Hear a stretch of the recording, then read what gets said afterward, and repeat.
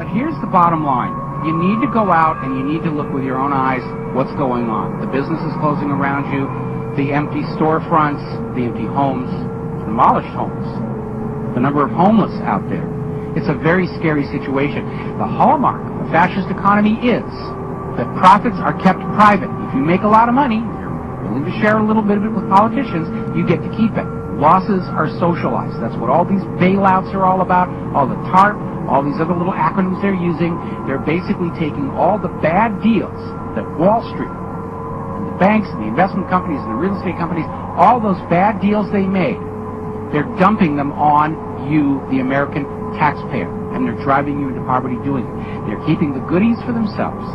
Bonuses, huge amounts of money. They're having a really, really good time, and they're making you pay for it. They're forcing you to buy the bad assets from the banks and mortgage companies collectively. It's all about taking money from the poor and giving it to the rich. That's what they're doing right now. And it's going to start coming apart because the only way they can keep it going is they're printing up the money.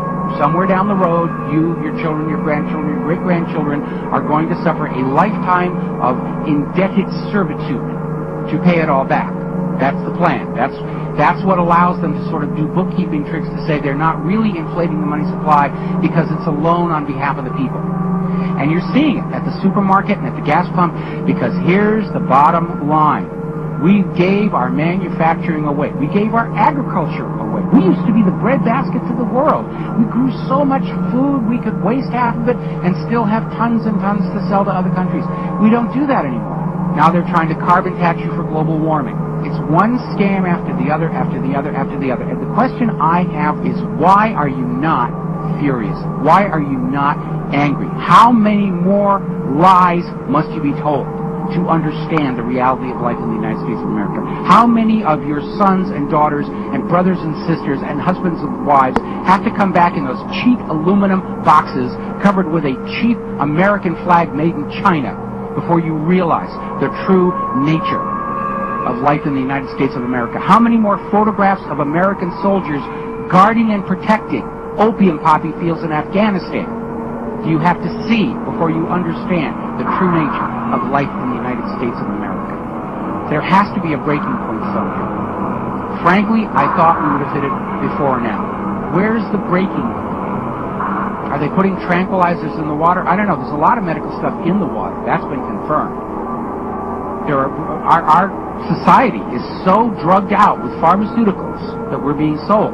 After decades of debate on fluoridation of water, finally, firmly established scientifically that fluoride does not inhibit tooth decay in any way at all. It never did. So why is it in the water? Well, it calms people down. It suppresses anger and rage. Is that why it's in the water? I don't know. If you look around at the state our country is in, and you have to wonder, where is that righteous anger that freed this nation from British rule? Where did it go? Has it been bred out of us? Have we been subject to some vast breeding experiment to basically turn us from being real human beings into some sort of a semi-human primate usable for forced labor and military conquest and really not capable of much else? Have we been devolved instead of evolved? Are we being devolved to this sort of subhuman creature that can't feel anger or rage at our enslavement, that gladly offers our throat or our wrist up to the butcher's knife on demand? It's rather alarming. The whole conspiracy is founded on keeping humanity in a very, very low level of perception about self, perception about the world. This is why we have the dumbing down of education. This is why we have the controlled so-called information that comes through the media. The idea is to keep people in ignorance of anything that would be a problem to the control system. So we're kept in ignorance about the nature of reality itself, the nature of life.